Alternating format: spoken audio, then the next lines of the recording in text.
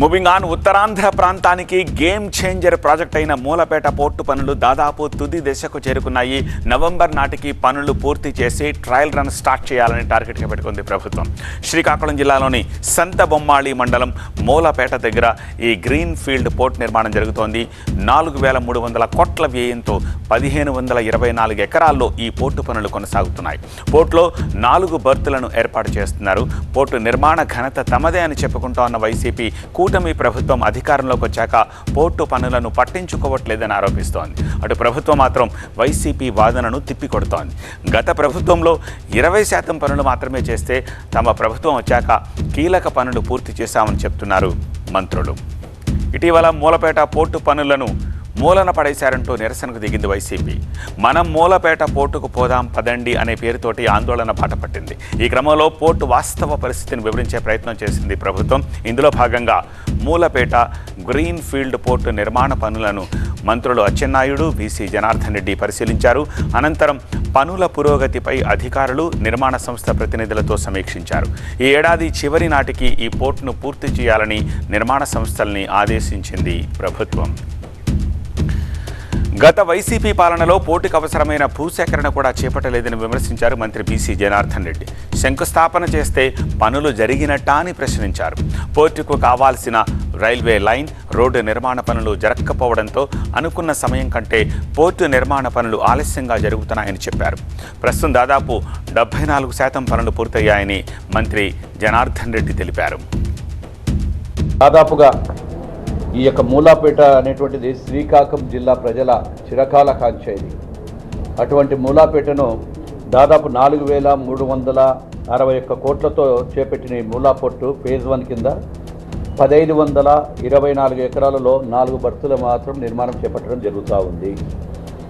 అదేవిధంగా తొలుత ఈ 2025 నాటికి పూర్తి చేయాలని లక్ష్యం పెట్టుకున్నప్పటికీ ఇక్కడ కొన్ని ల్యాండ్ ఇష్యూస్ కావచ్చు, కొన్ని అనివార్య కారణాల వల్ల కూడా కాలేకపోవడం జరిగింది. అది కూడా 2020 నవంబర్ నాటికి కంప్లీట్ చేయాలని చెప్పి ఆ యొక్క ఎవరైతే కాంట్రాక్టర్ ఉన్నారో ఆ ఏజెన్సీకి కూడా ఆదేశాలు ఇవ్వడము, వాళ్ళు కూడా చాలా స్పీడ్గా పనులు చేస్తూ ఉన్నారని కూడా చెప్తా ఉన్నాము.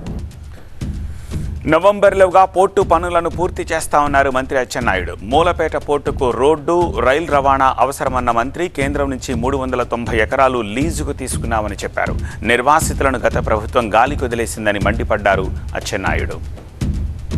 ఈ పరిస్థితుల్లో ఈ సంవత్సరం ఆఖరికి మేము ట్రైల్ వేయడానికి అన్ని విధాల ప్రయత్నం చేస్తున్నాం. ఎంత అడ్డగోలుగా మాట్లాడారంటే అంత అడ్డగోలుగా మాట్లాడారు. ఈరోజు మీరందరూ సజీవ సాక్షులు. వాళ్ళు ఏం మాట్లాడారు? ఎవరో పనికి మాలినోడు మాట్లాడుతూ ఒక అర్థం ఉంది. రాష్ట్రంలో సీనియర్లుగా ఉండి మంత్రివర్గంలో ఉండి బాధ్యతలు తీసుకున్న వాళ్ళు వచ్చి అడ్డగోలుగా మేమే 70% పూర్తి చేసాం, తెలుగుదేశం వచ్చిన తర్వాత అచ్చెన్నాయుడు గారి ప్రాంతం 1% కూడా పూర్తి చేయలేదని చెప్పి ఎంత దారుణంగా మాట్లాడుతున్నారు. ప్రస్తుతం మూలపేట పోర్టు పనులు జరుగుతోన్న తీరుపై మరింత సమాచారం మా సీనియర్ కరెస్పాండెంట్ శ్రీనివాసరావు అందిస్తారు.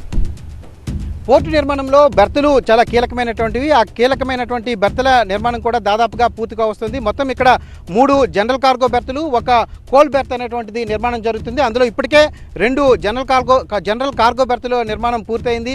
ఆ పక్కనే 3వ బెర్త్ అనేటువంటిది పనులు కూడా దాదాపుగా చివరి దశకు వచ్చేసాయి. ఇక కోల్ బెర్త్కి సంబంధించి కూడా పనులు 50% మేర పూర్తయినటువంటి పరిస్థితి. వీటి యొక్క నిడివి చూసుకున్నట్లయితే కోల్ బెర్త్ యొక్క నిడివి మొత్తం 300 మీటర్ల పొడవు, 28 మీటర్ల వెడల్పుతో ఈ యొక్క కోల్ బెర్త్ ఉంటే, ఇటు జనరల్ కార్గో బెర్త్లు మాత్రం 270 మీటర్ల పొడవు, 34 మీటర్ల వెడల్పుతో వీటి యొక్క నిర్మాణం జరుగుతున్నటువంటి పరిస్థితి. 23.5 మిలియన్ టన్నుల సామర్థ్యంతో నిర్మిస్తున్నటువంటి పోర్ట్ పూర్తయితే శ్రీకాకుళం జిల్లా రూపురేఖలు మారుతాయనడంలో సందేహం లేదు. ముఖ్యంగా వలసల జిల్లాగా శ్రీకాకుళానికి పేరుంది.